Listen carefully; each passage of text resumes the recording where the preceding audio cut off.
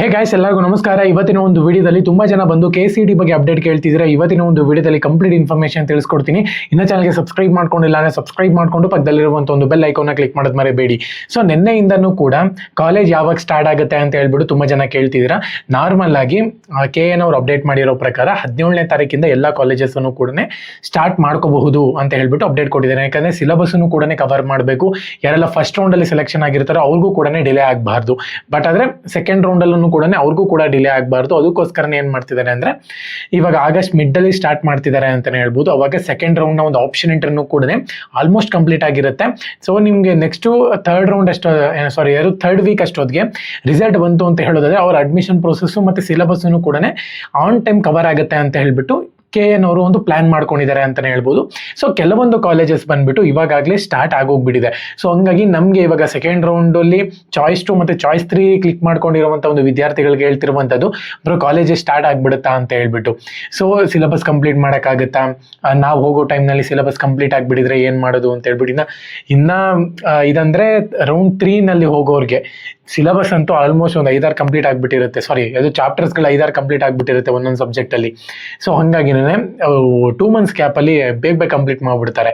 So ಹಂಗಾಗಿನೇ ಅಲ್ಲಿ ಈ choice 3 click ಮಾಡ್ಕೊಂಡಿರುವಂತ ಒಂದು ವಿದ್ಯಾರ್ಥಿಗಳು ಮತ್ತೆ ಚಾಯ್ಸ್ 2 ಕ್ಲಿಕ್ ಮಾಡ್ಕೊಂಡಿರುವಂತ ವಿದ್ಯಾರ್ಥಿಗಳಿಗೆ ನಾನು ಹೇಳುವಂಥದ್ದು ಏನಪ್ಪಾ ಅಂದ್ರೆ ಸೆಕೆಂಡ್ ರೌಂಡ್ ಅಲ್ಲಿ ಸೆಲೆಕ್ಷನ್ ಆಗಿ ಒಂದು ವೇಳೆ ಸೆಕೆಂಡ್ ರೌಂಡ್ ಅಲ್ಲಿ ನೀವು ಸೆಲೆಕ್ಷನ್ ಆಗಿಲ್ಲ ಅಂತ ಹೇಳೋದಾದ್ರೆ ಥರ್ಡ್ ರೌಂಡಿಗೆ ಬರೋ ಅಷ್ಟೊತ್ತಿಗೆ ಕಾಲೇಜಸ್ ಕೂಡ ಸ್ಟಾರ್ಟ್ ಆಗ್ಬಿಟ್ಟಿರುತ್ತೆ ಮತ್ತೆ ಸೀಟ್ಸ್ ಕೂಡ ತೀರಾ ಕಮ್ಮಿ ಇರುತ್ತೆ. ಸೊ ಯೋಚನೆ ಮಾಡಿ ಸೆಕೆಂಡ್ ರೌಂಡ್ ಅಲ್ಲಿ ನೀವು ಸೆಲೆಕ್ಷನ್ ಆಗ್ಲೇಬೇಕು. ಪ್ರೆಷರ್ ನಿಮ್ಮ ಮೇಲೂ ಕೂಡ ಇದೆ. ಏನಕ್ಕೆ ಅಂದ್ರೆ ನಿಮ್ಮ ತಂದೆ ತಾಯಿಗಳು ದುಡ್ಡು ಇಟ್ಕೊಂಡಿರ್ತಾರೆ ಅಡ್ಮಿಷನ್ ಆಗ್ಲಿ ಅಂತ ಹೇಳ್ಬಿಟ್ಟು. ಸೊ ಹಂಗಾಗಿ ನಾನು ಹೇಳುವಂಥದ್ದು ಏನಪ್ಪಾ ಅಂದ್ರೆ ಆಪ್ಷನ್ ಎಂಟ್ರಿ ಕರೆಕ್ಟ್ ಆಗಿ ಮಾಡಿ. ನೀವು ಸುಮ್ಮನೆ ನಾನು ಹೇಳ್ತಿದ್ದೀನಿ ಅಂತ ಅನ್ಕೋಬೇಡಿ. ಆಪ್ಷನ್ ಎಂಟ್ರಿ ಕರೆಕ್ಟ್ ಆಗಿ ಮಾಡಿ. ಆಪ್ಷನ್ ಎಂಟ್ರಿನಲ್ಲಿ ಕಾಲೇಜಸ್ನ ಕರೆಕ್ಟಾಗಿ ಹಾಕಿ ನಿಮ್ಮ ಒಂದು ರ್ಯಾಂಕ್ ಪ್ರಕಾರನೇ ಹಾಕಿ. ಯಾವುದೇ ಕಾರಣಕ್ಕೂ ನಾನು ಇದನ್ನು ಒತ್ತಿ ಏನಕ್ಕೆ ಹೇಳ್ತಿದ್ದೀನಿ ಅಂದರೆ ಫಸ್ಟ್ ರೌಂಡಲ್ಲಿ ತುಂಬ ಜನ ತಪ್ಪು ಮಾಡಿರೋದು ಅದೇನೇ. ಸೊ ಎಲ್ಲರಿಗೂ ಕೂಡ ಸೀಟ್ ಅಲಾಟ್ಮೆಂಟ್ ಆಗುತ್ತೆ. ಕರೆಕ್ಟಾಗಿ ನೀವು ಕಾಲೇಜಸ್ನ ಅಲಾಟ್ಮೆಂಟ್ ಮಾಡಿದ್ದೀರಾ ಅಂದರೆ ಮಾತ್ರನೇ.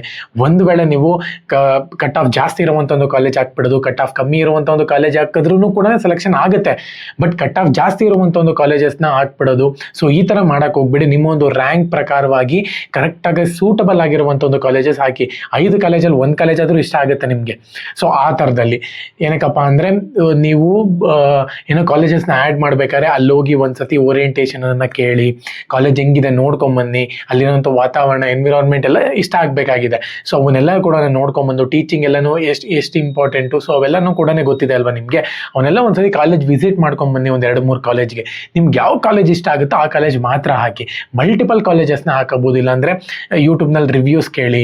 ಸೊ ಇವೆಲ್ಲನೂ ಕೇಳನೆ ಇವಾಗ ಹಾಕಿ. ಇವಾಗ ಏನಿದೆ ಅಂದ್ರೂ ಈ ಮಂತ್ ಪೂರ್ತಿ ನೀಟ್ ಅವರ ಡಾಕ್ಯುಮೆಂಟ್ ವೆರಿಫಿಕೇಶನ್ ಆಗುತ್ತೆ. ನೆಕ್ಸ್ಟ್ ಮಂತ್ ಈ ವೀಕ್ ಪೂರ್ತಿ ನೆಕ್ಸ್ಟ್ ವೀಕ್ ಬಂದ್ಬಿಟ್ಟು ನಿಮಗೆ ಆಪ್ಷನ್ ಎಂಟ್ರಿ ಕೊಡ್ತಾರೆ. ಆಪ್ಷನ್ ಎಂಟ್ರಿ ಆದ್ಮೇಲೆ ಕೌನ್ಸಲಿಂಗ್ ರಿಸಲ್ಟ್ ಬಂದ್ಬಿಡುತ್ತೆ. ಓಕೆನಾ. ಸೊ ವೇಟ್ ಮಾಡಿ, ನಾನು ನಿಮಗೆ ಅಪ್ಡೇಟ್ ಕೊಡ್ತಾನೆ ಇರ್ತೀನಿ.